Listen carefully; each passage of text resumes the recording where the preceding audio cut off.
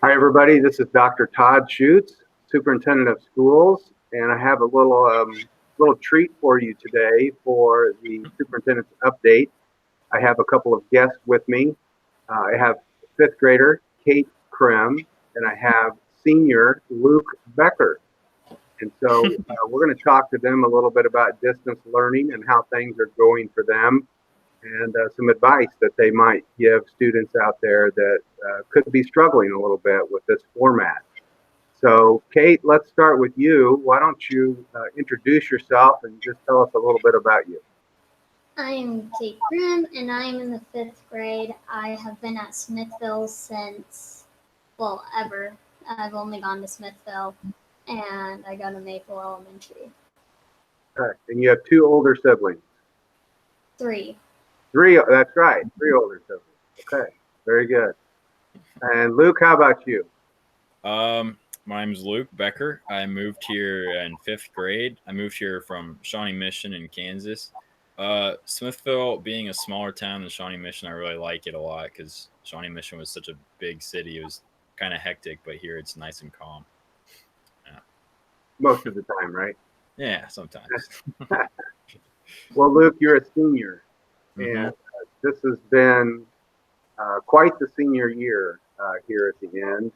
How have you coped with that, and what disappointments do you have, and how are you dealing with that? When I first heard about it that we were shutting down school for the rest of the year, I was pretty disappointed because I was actually looking forward to coming back and seeing everybody for the last time and the last hurrah kind of thing, But to look on the positive side of it, it's interesting because this is probably like the only senior year that has had this kind of ending, if you think about it. So it's Right. in a way, it's special in its own way. And I think that's something to take positively from it. Yeah, very unique, right? Yeah. Everybody will remember what the class of 2020 dealt with their spring break. It makes you special, Luke. Exactly. Good attitude. All right, so one day you were in class face to face with your teachers, and then you learned that after spring break you will be online learning. So this happened pretty much overnight. So how is this distance learning thing going for you, having to transition to it so quickly? Kate, let's start with you.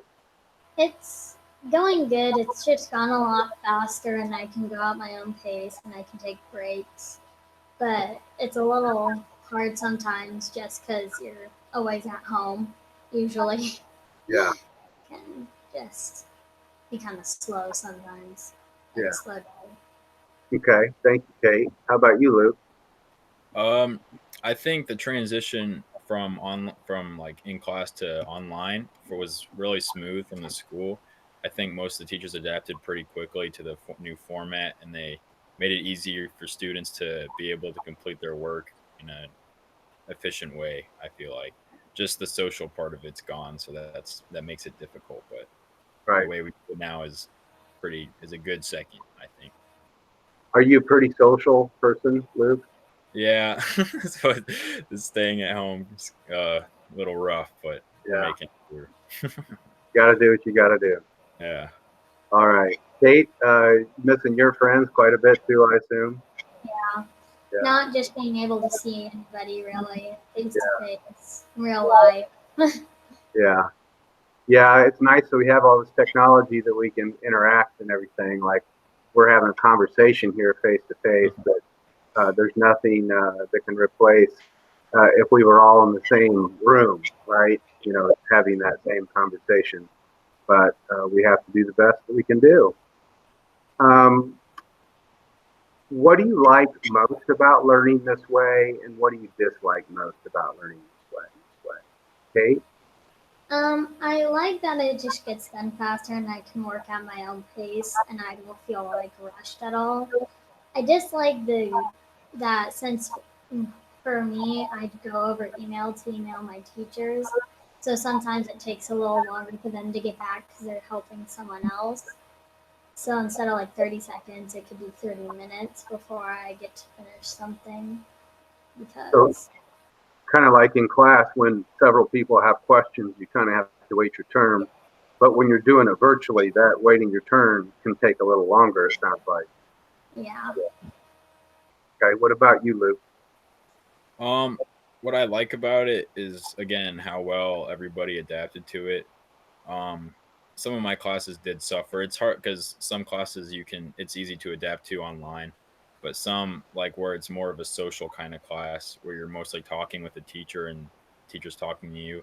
It's a bit harder to reconstruct that in an online setting, I think. But it is kind of sad that I'm not going to see most of those teachers again for another class time at least, Yeah, which has got me down. yeah, I'm sure it does. It says a lot about you.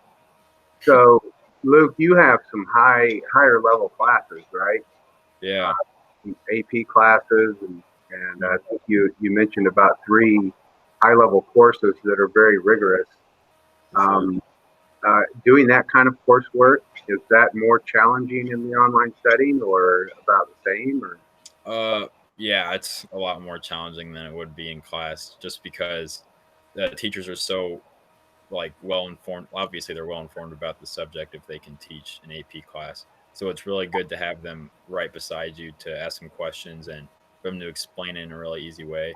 For it to be online is more of a challenge because you're learning from the computer and not from the teacher, or more or less from the computer, not the teacher. So that makes it a little more challenging. right, right.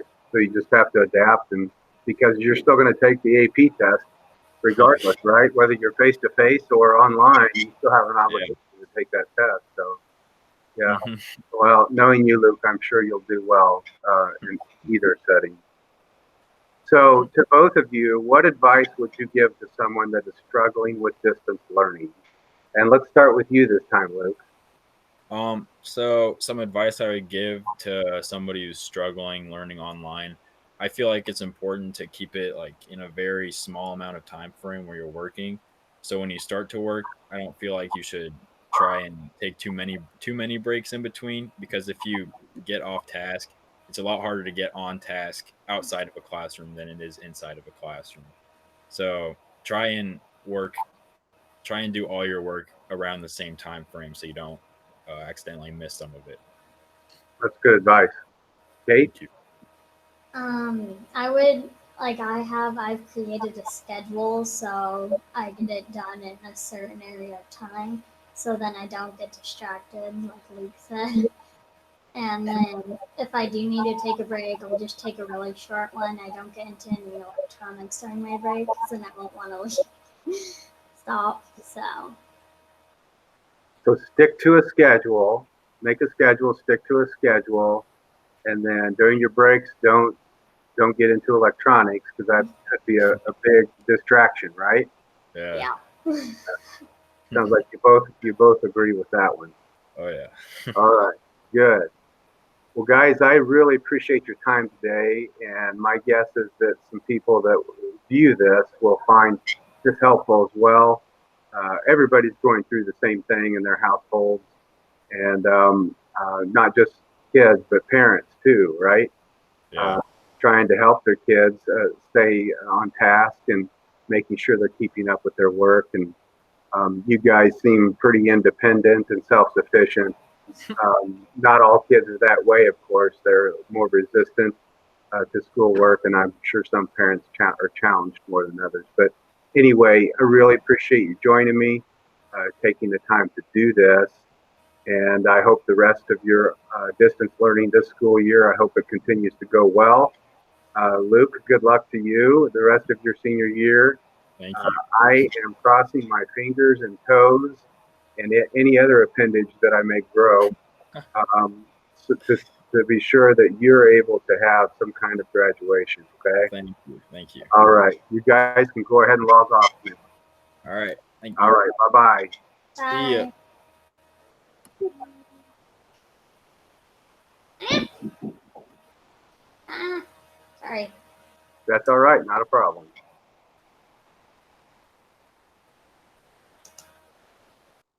There you go. So that was Luke Becker and Kate Krim, and it was a treat to visit with them. And I hope you found that useful as they share their stories on how they've dealt with with distance learning. I have a couple of updates, and then I really want to talk with you about something that is COVID related in regards to how we're dealing with it, but it's not directly related, but you do need to be educated and know what's going on with a very important topic in the district that's coming up very soon. So first of all, COVID related, DESE, that's the Department of Elementary and Secondary Education, they put out a resource on April 18th. They tweeted a link to a resource titled, How to Support Your Student Learning from Home. The 2-page document provides important information for parents and students and emphasizes that student, family, and community physical, mental, and emotional well-being are the most important things for us to deal with right now. A link to the resource page can be found in the written video recap included in the email shared with families and in the COVID-19 page of the district website. It can also be found on or at dese.mo.gov. Kindergarten registration. So right now we have identified 146 kindergartners for next school year. That is a way low number for right now. Normally we have 30 or 40 more students than that. So we need help in reaching families with children who will be part of the class of 2033. Since our traditional kindergarten registration and screening process was canceled due to the current circumstances, our building administrators have reimagined kindergarten registration, screening, and placement. If you are a family or you know of a family with an incoming kindergartner who has not yet contacted our schools about the child joining our Warrior family, please contact the elementary school where the child will be attending immediately and leave a message including the contact information and the child's name. A representative from the school will follow up with you quickly as possible. The phone numbers to the 3 elementary schools can be located on our district's website. Thank you for your attention to that. Again, if it's your family or you know of a family that has a child that will be entering kindergarten and we're not aware of them yet, please make that phone call. Appreciate that very much. So the next item is the item that is indirectly COVID item, but not necessarily directly. And it's about a couple of ballot questions, potential ballot questions for the August issue. It'll be the August, I believe August 4th. At last week's meeting, the board approved the ballot language to place a $14.1 million no tax rate increase bond issue on the August ballot. They did not provide direction to submit the language to the election authorities as of yet, however, and will consider this at their May 4th meeting and perhaps again at their May 20 meeting if needed. There is a proposed second question for the August ballot that would move 10 cents from our debt service levy to the operating levy. This would generate about $250,000 for the district to utilize as needed and also would not result in a tax rate increase. The board is tweaking the language on this question, so it has not yet been approved, and we'll also get another look from the board on May 4th. This second question has the potential of being confusing. We have a levy that is devoted solely to servicing our debt.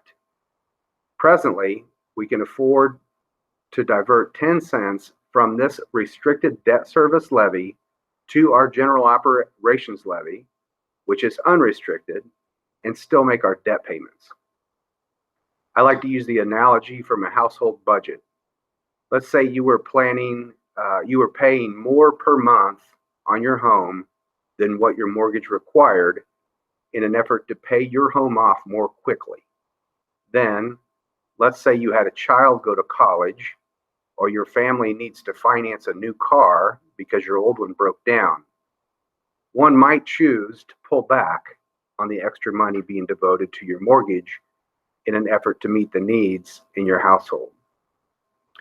We have other needs in our household right now, as Governor Parson just cut $23.6 million from this year's budget for the state's K-12 schools. That's for this year, and logic would suggest more cuts are coming. Again, the 10-cent transfer would generate about $250,000. It would be unrestricted, so we could use it for technology, teacher salaries, supplies, or whatever we need, and it would not result in a tax increase.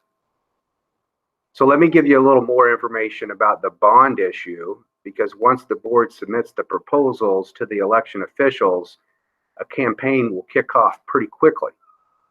The $14.1 million generated from the bonds would finish off Eagle Heights, provide mechanical and HVAC improvements, playground improvements, and construct a facility at the north end of the football field. This facility would house weights, wrestling, locker rooms, concessions, restrooms, and a ticketing plaza. If you were tuned in during the 2016 campaign, with the primary project being the construction of Eagle Heights, you will recall that in order to keep cost as low as possible, we only built enough square footage at Eagle Heights to serve our immediate needs. We shared then at that time that within a couple of years of opening Eagle Heights, we would need to add a wing to the structure to meet our needs. Well, it's been a couple of years, and we need that space now. Let's talk about the weights program for a second. We know that our student athletes in high school and middle school use these facilities while training for a sport. But did you know one of the most popular classes at the high school is weights? My sophomore son has taken a weights class both years and plans to take weights again his junior and senior year. This class certainly promotes lifelong health, and their current space is not only too small, it is not ADA accessible. So I'm going to try to show you a video of a weights class in action. If you would give me a moment here to get that queued up.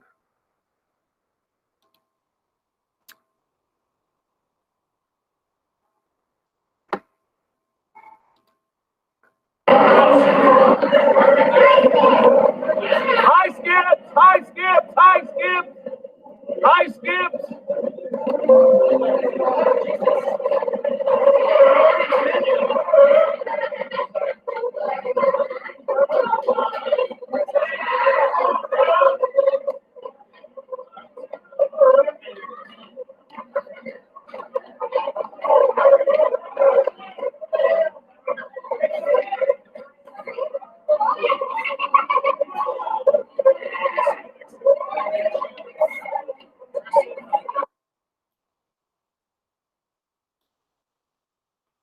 So that's a lot of students in that space. You can certainly see that. Our coaches do an excellent job of creating a safe environment for this class. But as you can see from the video, we could use some help in enhancing the environment to improve safety. Well, let's talk about wrestling. Opposite of the weight room on the other side of the gym at the high school is the wrestling room. As wrestling has grown and girls have been added to the program, they have wrestling practice in 3 different locations. They simply do not have enough room, and they have the same ADA accessibility issues. The activity space would not only provide adequate space for weights and wrestling, but when the wrestling mats are not down, it creates a large space for dance, cheer, or whatever programs that may need additional square footage. Once the 2 rooms above the seating in the gymnasium are cleared, we can prepare for phase 2 of the master building plan, which will include another level of seating where those rooms were once located. So why would we propose ballot questions during a time of uncertainty like this? The board recently approved a 10-year master building plan that addresses facility needs and improvements over the next decade. This proposal initiates the plan as phase 1. A downturn in the economy means a downturn in construction costs, which means timing is actually very good to accomplish projects like this. Finally, construction is an economic stimulator as it keeps many trades working. Remember, both questions are no tax rate increase initiatives. And on a side note, general obligation bonds can only be used for bricks and mortar. We can't run a bond issue to raise teacher salaries, purchase technology, or for any other purpose. But we can request to move money from our debt service levy to our operations if our debt service will still be sufficient to take care of our debt, which it will be. Over the next couple of months, you'll begin to see a lot of information about these ballot issues as we begin to educate the public in what we're trying to accomplish. I've probably created more questions than answers, but please, my objective was to introduce this to you and kind of get you thinking about it. And then again, more information will be coming out, including a question and answers document and so on and so forth. So that's all of the updates I have for you today. In the coming weeks, I hope to interview teachers and parents about how distance learning is going for them. Thanks for tuning in. And as always, it's a great day to be a warrior.